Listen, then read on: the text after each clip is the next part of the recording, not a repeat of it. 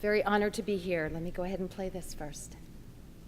Hello, I am Dagmar Munn.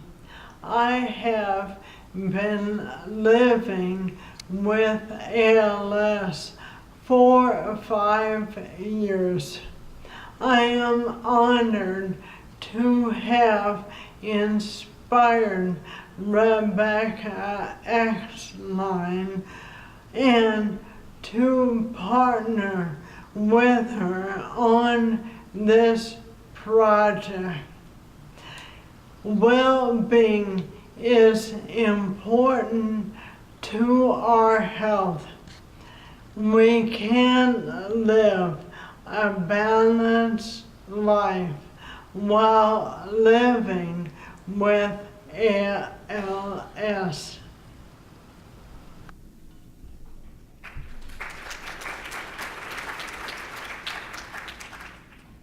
Thank you, IT. Thank you. Good morning. I'm very honored to be here, and these presentations have been so excellent. I've been practicing social work for more than 30 years. In the last almost 10 years, I've been very fortunate enough to work with some excellent, amazing clinicians as we provide services to individuals with ALS. As part of my work, I routinely explore the internet for different suggestions, studies, things that I can incorporate into my interventions. One such day, I ran into Dagmar Munn, the lovely woman you just heard speak. This was the title of her blog. Talked, feeling a little burned out, in an MDA ALS magazine, and I was intrigued, so I explored a little bit more. Who is this woman, and what is she saying? As you can read from this, it's a little bit about her. She is a vibrant woman with a very interesting childhood, an accomplished professional with a career focused on the concept of wellness. A little known fact, her father developed the modern-day trampoline. He was a circus performer. And since 2010, she's been an individual living with ALS. I private messaged her on Facebook and asked her if we would collaborate on this. So I've attached the blog in the reference section so that you can go look at some of her interesting topics. But in summary, what she really talked about was she suggested that caregiver burnout, which is written about frequently, can and probably does affect the person with the diagnosis. She suggests that the feelings listed here, the negative ones, are quite similar to those with caregiver burnout: emotional exhaustion, guilt, resentment, loneliness. She also suggests that those feelings might be possibly because of the lack of socialization, lack of self-expression, lack of self-value, and loss of control. Feelings similar to caregiver burnout. And nowhere does she say that caregiver burnout is not devastating, doesn't exist, as we've all talked about this morning. But she says it might be under-recognized in the person with the diagnosis. So then she suggests in her blog, let me share with you what's been working for me. At this point, I'm hooked. And I'm trying to explore how can I incorporate this into my clinical work. So Dagmar and I are suggesting perhaps we can use this model. Dr. Bill Hetler wrote this model back in 1976, talking about wellness. And he talked about 6 dimensions of wellness. Along with Dagmar's expertise and personal experience, I started to believe maybe in the ALS clinic community we could use this model to, as you see, promote and remind people about healthy living, to provide holistic options to their current treatment, to assist our clinic population in achieving full life potential, and to continue to affirm and validate the qualities and strength that they own. At the same time, I think we can support our carers and caregivers by helping the individuals with MDA have a more positive outlook. So briefly defining these 6 dimensions, and along with permission, including pictures of some of our families in our clinic, intellectual wellness is stimulating and using the brain. New learning, all the things we hear about with brain health. Physical wellness is what we hear about in our culture nowadays, the Fitbits and the Garmins and our other things that we do to catch our steps, but really includes medication, nutrition, safety, and appropriate level of activity.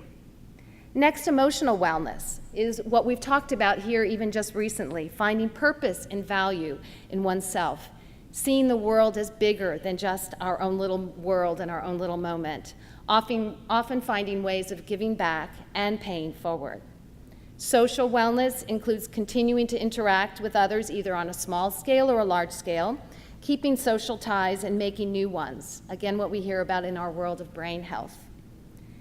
Occupational wellness includes worth and value as someone contributing to the greater good through their skills, through their education, consulting, or even establishing a new purpose, and may include giving to others. So based on this model, I decided to do a clinical intervention, not because we aren't already doing this in our clinics, but because I thought it would be wonderful to do it intentionally, to really focus on it.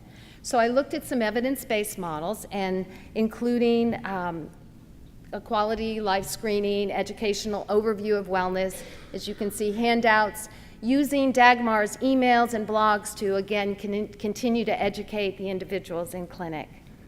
So over the span of 6 months, with our monthly ALS clinics going anywhere from 15 to 35 individuals, I was able to talk to at least 77 unique individuals with a total of 139 sessions, and an average length of our talk were about 40 minutes. I probably did a few more talks than this, but I was basing the numbers on those folks that actually gave me their scales back. So sometimes they got lost in the midst of that. I found that the initial talks were longer than the follow-ups because once I kind of educated him to this word wellness and reminded him that it just wasn't physical, that it incorporated different dimensions, there was a kind of trigger word. So at least as soon as I sat down and start talking about where are we at with this wellness, they got right into the conversation. And as I'll mention later, we included a support person as well. The scales were given when they signed into clinic, and they were asked to hold them until I met with them. As the slide here illustrates, Postscales were completed at the time of the next clinic. Each clinic, my interactions include checking in with them on their wellness dimensions and encouraging feedback, either through email, in person, or whatever method they felt comfortable with. Briefly, this was the RAFF scale that I used with 18 questions. And here are the areas that it covered: autonomy, environmental mastery, personal growth, positive relationships, personal growth, purpose in life, and self-acceptance. As it clearly states here, and I'll talk about in a few minutes again, it's much less reliable only having 18 questions than the larger scale at 84 questions. And the reason I didn't do that is because of the advantages and disadvantages, and it was kind of collaborated by several individuals in the clinic. They never would have completed the 54 questions for me. So I used what I could do at the time. The advantages were that it was low cost, it was brief, it was user-friendly, it was easy to score, it could be used in the clinical setting, and it also may invoke discussion because of its reflective nature. The disadvantages were the same, many of the same things. Because it was brief, it was less reliable. There was a lack of a time frame. It had less sensitivity to change. It was based on self-perception. In fact, one of the gentlemen in our clinics is a psychologist still actively practicing, and he said, you're probably not going to find much movement in those scales because you're looking at an overall ceiling effect because you're not asking about in the last 3 months, you're asking overall quality of life, which we know our ALS clinic folks are often very positive thinkers.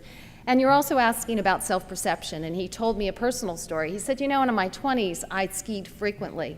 And I would go to all different slopes, and I would try some of the really expert slopes, and I considered myself an expert skier. 20 years later, I ski very rarely, especially with the diagnosis of ALS. But if you were asking me about my perception, I'm still an expert skier. So self-perception, is hard to manage. The disadvantage is it does benefit from a discussion after completion, so if you don't have a lot of time, it can be difficult to do this in the clinic setting. And it can be difficult if there are cognitive changes, as we discussed this morning. I found that those people with some slight executive functioning changes would kind of contradict themselves in how they answered the questions. So as you could probably surmise, some of the clinical outcomes was that it showed very little change over those 3 months. The scores were just about the same.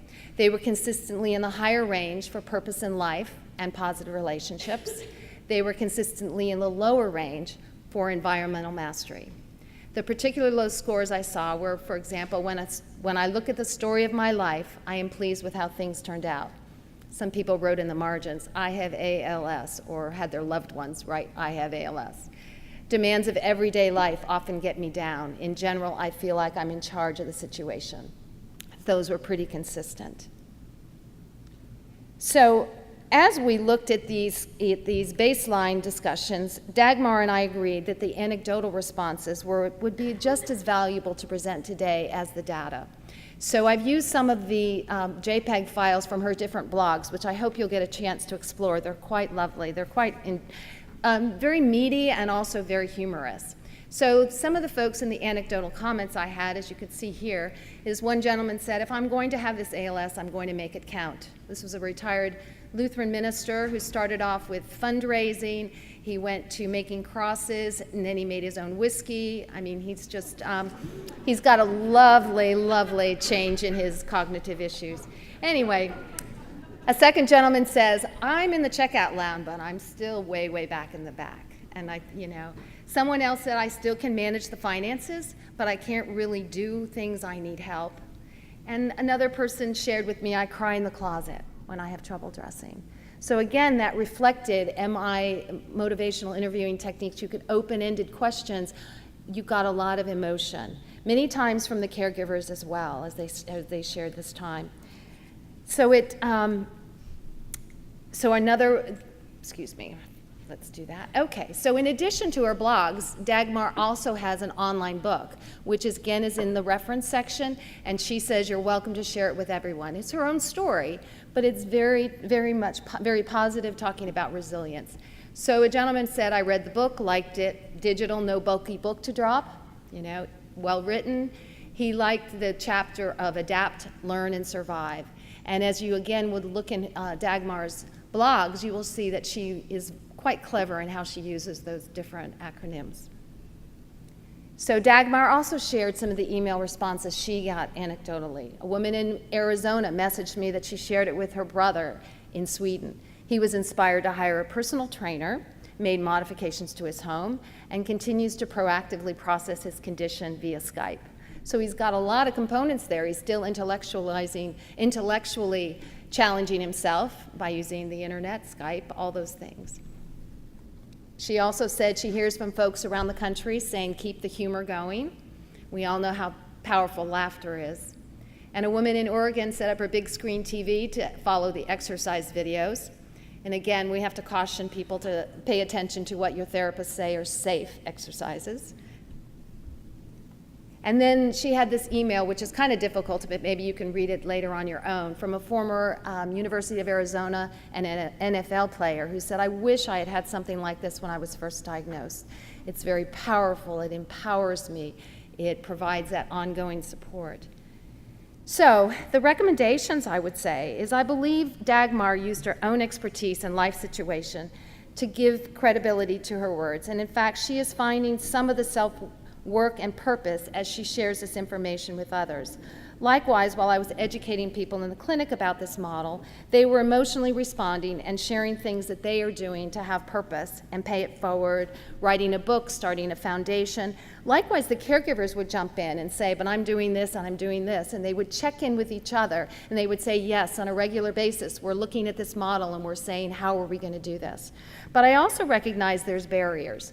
This intervention requires time. Not everybody has that much time in the clinical setting to spend 40 minutes with each person. There is a ceiling effect, as I've suggested before, and I think if you were going to use any kind of a scale, that I would encourage us to look for another product that's out there, and I know we have a lot of experts in this room who could help with that. But you may even want to do it without a scale, just for the educational purpose. And I've actually started doing it at the time of diagnosis, just touching base a little bit on the educational piece. It lends itself to a social work counselor role, but that's not always available in your clinic. And I think one of the things I've found helpful is to focus on education rather than counseling, because it's much more acceptable. I'm educating you rather than trying to get you into therapy. And so this model could be done by someone who's not necessarily trained counselor. The difficulty might be is if you use that MI model, you certainly want to know how to validate and how to respond emotionally when someone says something pretty powerfully. Co-teaching the support person encourages an ongoing strategy, as I mentioned, at home. Open-ended questions allow a deeper emotional response. The use of the tools from the person living with ALS really offers the validation. So when I shared the information from Dagmar, from someone who is living with ALS, it was much more powerful than if I had just told them myself.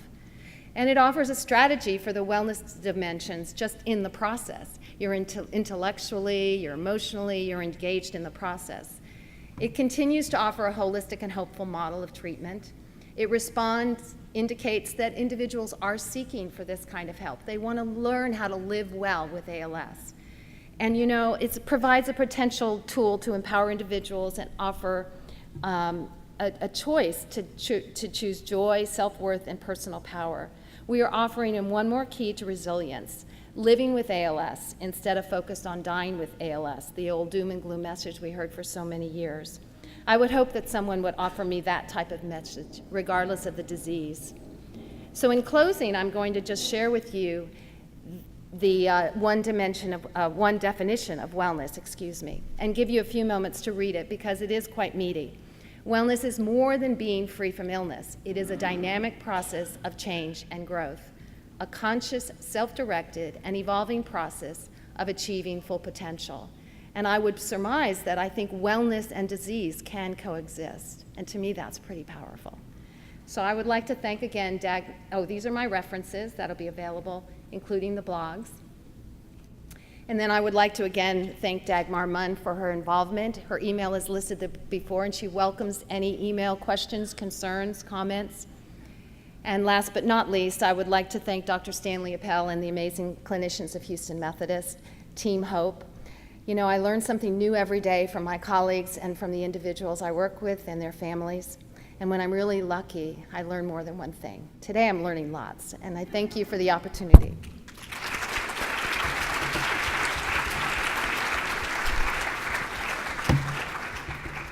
Okay, so do we have questions from the floor? Okay, in the middle.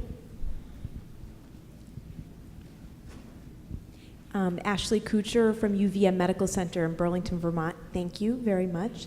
I'm wondering if you wouldn't mind just speaking to kind of the range, the demographic characteristics of the range of people that you met with. I'm wondering if you noticed differences in terms of people's literacy, education level, socioeconomic status, and how able they were to take in the education about the dimensions of wellness, or how open they were, or how you needed to modify it in order to reach a range of different abilities or Very good comment. I can't speak to the specifics. I could certainly research that, and that's lacking in what I provided to you. I did feel like that I was in tune with whoever I was talking to kind of provide the educational piece so that they could understand it. One of the things that was a buy-in, I think there's so many people with Fitbits and Garmin, and we hear everywhere about the exercise, that I used that as a jumping board to say, we think of wellness as this, but did you know that really this was talked about, and then I'd show them those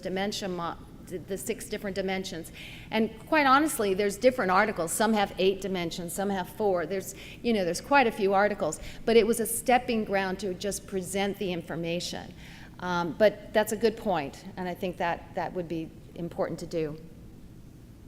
Okay, do we have a final one? No? Okay, one at the front then.